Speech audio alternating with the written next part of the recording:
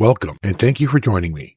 To begin with, the structure of the word Nobushi. It is made of two parts, the first being no, meaning field, wild, rustic, or plain, as in the topographical feature. The second being bushi, meaning warrior, soldier, or samurai.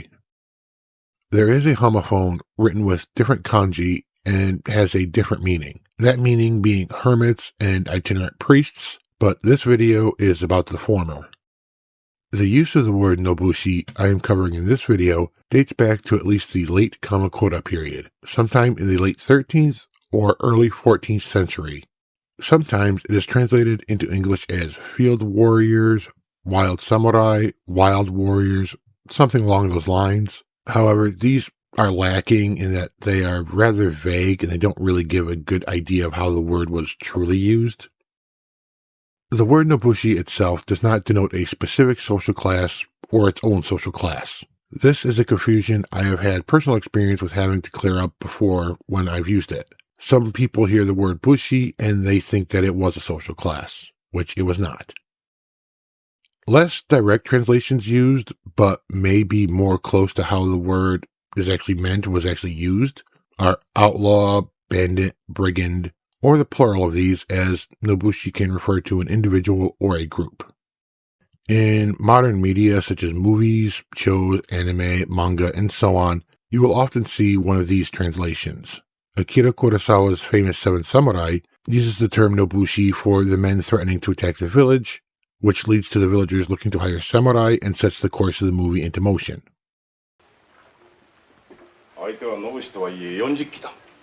Historically, Nobushi could be broken into three broad categories, and I should mention here that Nobushi was not the only word that could be used for such individuals or groups.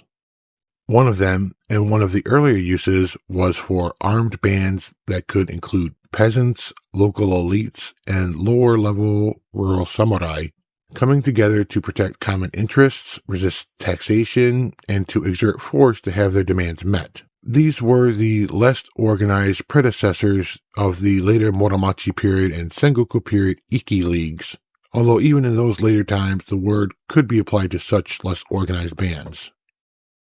A second use was for outlaws and bandits, armed individuals or groups of men that raided and pillaged villages, attacked and robbed traveling merchants and other travelers, forcibly seized people to sell or for ransom, and so on. Like the previous meanings, these could be peasants, local elites, or members of the samurai class.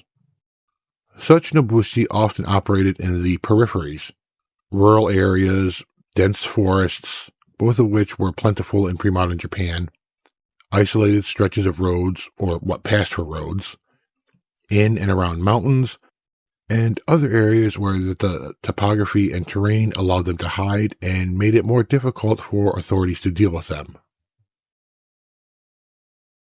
While these acts were committed, there were other crimes that could be committed in the process: arson, murder, sexual assault, and so on. Also, an individual or a group could be engaged in a number of these activities. And it should also be said that with such accusatory words, there were instances where people or groups that were an issue for another reason or other reasons had their actions exaggerated or outright fabricated by others, and they were called Nobushi in order to make them seem more of a threat and increase justification for moving against them. A third use was what we may call mercenaries today. While they may or may not have been as common as in medieval European armies, mercenaries were not a rarity in pre-modern Japanese armies. These could be bands of armed commoners offering military service to armies, individual or groups of masterless, wandering, or displaced samurai, or they could have been individual members of the samurai class.